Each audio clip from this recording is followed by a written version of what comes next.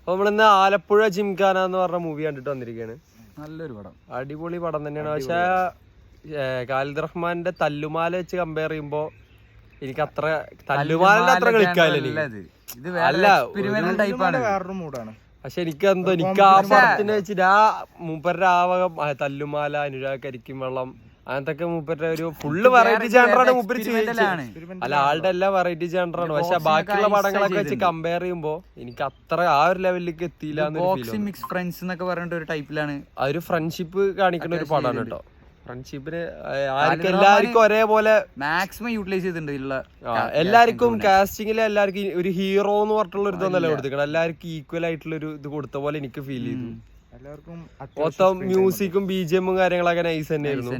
ഫൈറ്റും കാര്യങ്ങളൊക്കെ കുഴപ്പമൊന്നുമില്ല. ഒക്കെ ഒരു എൻഗേജിങ് ആയിട്ട് ലാഗ് ഒന്നും ഇല്ലാതെ നല്ല രീതിക്ക് കണ്ടിരിക്കാൻ വേണ്ടി ഒരു പടം തന്നെയാണ്. ആ മ്യൂസിക് അടി വിഷ്ണു വിജയൊക്കെ നൈസ് ആയി ചെയ്തിട്ടുണ്ട്.